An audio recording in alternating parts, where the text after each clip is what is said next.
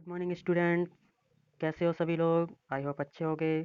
स्वागत है आपका हमारे YouTube channel JE tech classes में। मैं विपिन प्रजापति आपके लिए लेकर आया हूँ आज इंडस्ट्रियल इलेक्ट्रॉनिक्स एवं कंट्रोल के एमसीक्यू क्वेश्चंस।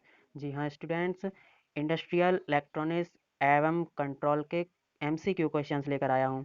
इलेक्ट्रिकल में इसका नाम है इंडस्ट्रियल इलेक्ट्रॉनिक्स एवं कंट्रोल, और इलेक्ट्रॉनिक्स ब्रांच जो है पॉलीटेक्निक की, उसमें इसी को बोलते हैं इंडस्ट्रियल इलेक्ट्रॉनिक्स एंड ट्रांसड्यूसर। तो ये वीडियो पॉलीटेक्निक के इलेक्ट्रिकल ब्रांच के लिए और इलेक्ट्रॉनिक्स ब्रांच के लिए, दोनों के लिए इम्पोर्टेंट होने वाली है। आइए शुरू कर लेते हैं आज की वीडियो।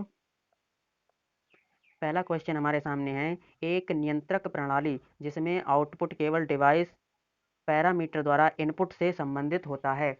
क्वेश्चन कह रहा है स्टूडेंट्स, एक नियंत्रण प्रणाली जिसमें आउटपुट केवल डिवाइस पैरामीटर द्वारा इनपुट से संबंधित होता है। तो आपके सामने ऑप्शंस हैं, ओपन लूप नियंत्रण प्रणाली, बंद लूप नियंत्रण प्रणाली, सर्वे मैकेनिज्म या फिर प्रतिक्रिया नियंत्रण प्रणाली। तो इसका ऑप्शन नंबर एक आपका बिल्कुल ठीक होगा, open loop control system. Open loop नियंत्रण प्रणाली जो है आपकी एक नियंत्रक प्रणाली है जिसमें आउटपुट केवल डिवाइस पैरामीटर्स द्वारा इनपुट से संबंधित रहता है। समझ गए? चलिए बढ़ते हैं क्वेश्चन नंबर आगे, क्वेश्चन नंबर दो की ओर। क्वेश्चन नंबर दो है हमारे पास, एक डायक है, एक डायक क्या है? एक पीएन जंक्शन, तीन पीएन जंक्शन, दो पीएन जंक्शन या फिर चार पीएन जंक्शन। तो समझ लीजिए दोस्तों, दो पीएन जंक्शन जो होता है वो हमारा डायक होता है। दो पीएन जंक्शन जिसमें तीन लेयर होती हैं और दो पीएन जंक्शन होते हैं, वो हमारा एक डायक होता है। चलिए बढ़ते हैं अगले क्वेश्चन की ओर। क्वेश्चन नंबर तीन है हमारे पास, एक डायक में कितनी अर्धचालक परतें होती हैं? अभी बताया मैंने स्टूडेंट्स, एक डायक में तीन अर्धचालक परतें होती हैं। तो ऑप्शन नंबर इसका एक बिल्कुल ठीक है। क्या है? तीन अर्धचालक प्लेटें होती हैं, परतें होती हैं। समझ गए? चलिए बढ़ते हैं क्वेश्चन नंबर चार की ओर। क्वेश्चन नंबर चार है, एक डायक में कितने टर्मिनल होते हैं? तो स्टूडेंट्स, एक डायक में टर्मिनल कितने होते हैं ये लोग पूछ रहे हैं। तो ऑप्शन आपके पास दो टर्मिनल होते हैं, तीन टर्मिनल होते हैं, चार टर्मिनल होते हैं या फिर पांच टर्मिनल होते हैं। तो इसका ऑप्शन नंबर एक बिल्कुल राइट है। कोई सा भी डायक हो उसमें दो टर्मिनल ही होते हैं। ठीक है, याद कर लीजिए, दो टर्मिनल होते हैं डायक में। समझ गए? चलिए बढ़ते हैं क्वेश्चन नंबर पाँच की ओर। इसमें आपको क्वेश्चन में एक खाली जगह दी हुई है, ऑप्शन को उठा के खाली जगह में फिल करना है। तो क्या पूछ रहा है? ये एक डायक स्विच है। क्या है? एक एसी है, एक यांत्रिक है, एक डीसी है या फिर एसी और डीसी दोनों हैं। जी हाँ दोस्तों, एक डायक क्या है? एक एसी है, एक यांत्रिक है, एक डीसी है या फिर एक एसी डीसी दोनों हैं। तो इसका ऑप्शन नंबर एक आपका बिल्कुल राइट होगा। एक ऑप्शन नंबर में क्या है? एक एसी है। जी हाँ, एक डायक जो होता है वो एक एसी स्विच होता है, एक एसी स्विच होता है। ठीक है, समझ गए? चलिए अगले बढ़ते हैं क्वेश्चन नंबर छः की ओर। क्वेश्चन नंबर छः हमसे कह रहा है, एक डियाक सरल है, एक डियाक सरल है, एक ही जंक्शन, एक तीन जंक्शन डिवाइस, गेट टर्मिनल के बिना एक त्रिक या फिर द SCR।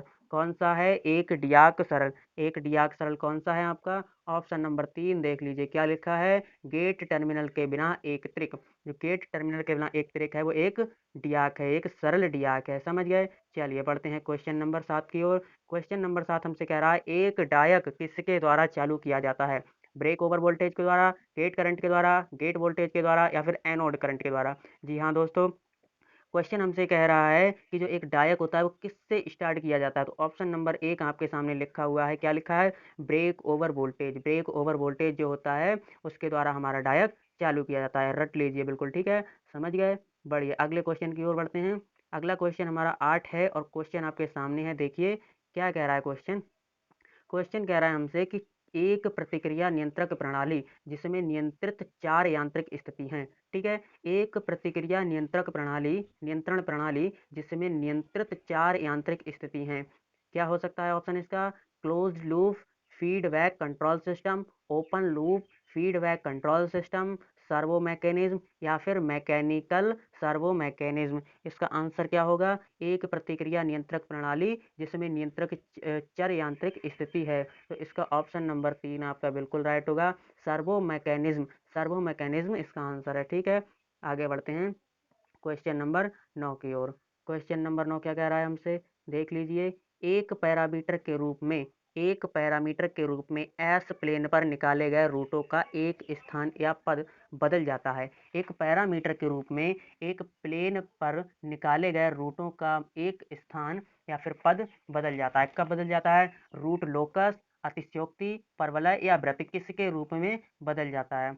तो इसका ऑप्शन नंबर 1 बिल्कुल ठीक होगा आपका, रूट लोकस। रूट लोकस के कारण, रूट लोकस के पथ में बदल जाता है। ठीक है, आइए आगे देख लेते हैं क्वेश्चन नंबर 10 को। क्वेश्चन नंबर 10 में फिर आपकी रिक्त स्थान है। ये देखिए रिक्त स्थान है, यहाँ इन ऑप्शंस को उठा के हमें रखना है। क्वेश्चन क्या है? सामान्य रूप से संचालित SCR में एक एनोड होता है जो कैथोड से संबंध में होता है। मतलब कि जो एनोड होता है उसका कैथोड से क्या संबंध होता है? तो हमेशा याद रखिए, एनोड हमारा क्या होता है? एनोड हमारा पॉजिटिव होता है और कैथोड क्या होता है? कैथोड नेगेटिव होता है। तो एनोड किससे कैसे संबंध रखेगा? कैथोड से पॉजिटिव के रूप में। ऑप्शन नंबर 2 इसका बिल्कुल ठीक है। कैथोड से क्या संबंध होता है? उसका पॉजिटिव, सकारात्मक होता है।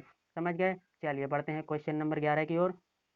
क्वेश्चन नंबर 11 में लिखा है एक पारगम्य सिद्धांत। एक पारगमन सिद्धांत मुख्य रूप से ऑप्टिकल सेंसर में उपयोग किया जाता है। एक पारगमन सिद्धांत मुख्य रूप से ऑप्टिकल सेंसर में प्रयोग किया जाता है। कौन सा पारगम्य होता है वो? फोटो कॉन्डक्टिव ट्रांसक्शन, फोटोवोल्टिक पारगमन, विद्युत चुंबकीय पारगमन या फिर पीजो इलेक्ट्रिक पारगमन। कौन सा होता है? तो इसका ऑप्शन नंबर 2 आप रट लीजिए बिल्कुल। फोटोवोल्टिक जो पारगमन होता है वो ऑप्टिकल सेंसर में प्रयोग किया जाता है। ठीक है, समझ गए? बढ़िए अगले क्वेश्चन की ओर। क्वेश्चन नंबर 12 है। क्वेश्चन नंबर 12 में फिर आपकी ब्लैंक है, उसमें आपको ऑप्शन फिल करना है यहाँ से एक उठा के। ठीक है, तो क्या है? एक त्रिक भार के माध्यम से आधे चक्र के एक हिस्से को पार कर सकता है। एक त्रिक भार के माध्यम से, रिक्त स्थान है, आधे चक्र के एक हिस्से को पार कर सकता है। क्या पार कर सकता है? केवल पॉजिटिव, केवल नेगेटिव, पॉजिटिव नेगेटिव दोनों, या फिर ना तो पॉजिटिव ना नेगेटिव। ठीक है, तो एक त्रिक भार के माध्यम से पॉजिटिव और नेगेटिव दोनों आधे चक्र के एक हिस्से को पार कर सकता है। ऑप्शन नंबर सी यानी कि 3 यहाँ पर बिल्कुल ठीक है। पॉजिटिव और नेगेटिव दोनों ही आधे चक्र के एक हिस्से को पार कर सकते हैं। समझ गए? चलिए बढ़ते हैं क्वेश्चन नंबर 13 की ओर। यहाँ पर फिर ब्लैंक है और इसमें देखिए लिखा है एक त्रिक एक स्विच है। एक त्रिक एक स्विच है। कौन सा? दिशाहीन स्विच है, आंतरिक स्विच है, द्विदिश स्विच है या सर्व दिशात्मक स्विच है? तो इसका आंसर नंबर सी बिल्कुल रट लीजिए। द्विदिशा का जो है त्रिक स्विच है। एक त्रिक जो है द्विदिशा वाला स्विच है। समझ गए? चलिए बढ़ते हैं अगले क्वेश्चन की ओर। क्वेश्चन नंबर 14 क्या है? एक त्रिक 2 SCR के बराबर होता है। एक त्रिक 2 SCR के बराबर होता है। कब बराबर होता है? कौन सी कंडीशन होती है उसके लिए? तो देख लीजिए, समांतर में होता है तो, उल्टा समांतर होता है तो, श्रृंखला में होता है तो, या फिर प्रतिलोम श्रृंखला में होता है तो।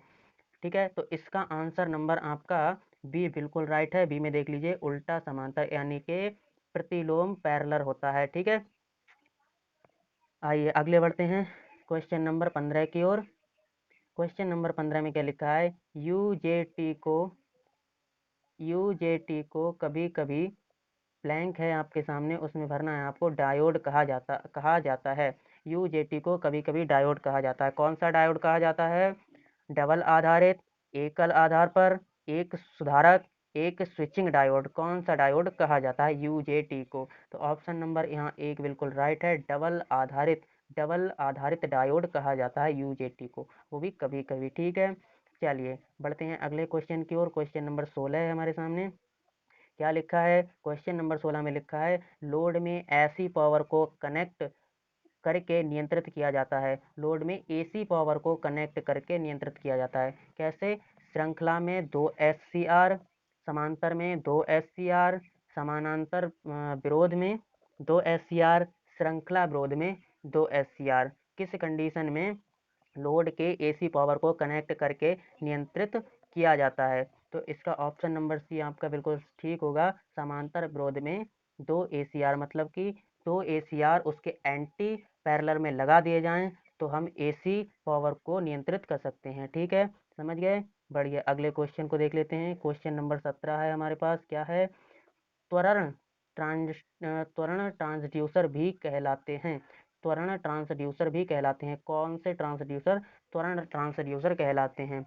जाइरोस, बल ट्रांसड्यूसर, टेकोमीटर या फिर एसिलेरोमीटर। एसिलेरोमीटर्स। कौन से कहलाते हैं? तो ऑप्शन नंबर 4 देख लीजिए आपका है एसिलेरोमीटर्स। एसिलेरोमीटर्स जो ट्रांसड्यूसर होते हैं वो त्वरण ट्रांसड्यूसर कहलाते हैं। और वैसे भी त्वरण को क्या बोलते हैं? एसिलरेशन। तो यहाँ से भी आप याद रख सकते हैं एसिलरेशन से क्या निकला? एसिलेरोमीटर। समझ गए? चलिए बढ़ते हैं क्वेश्चन नंबर 18 की ओर।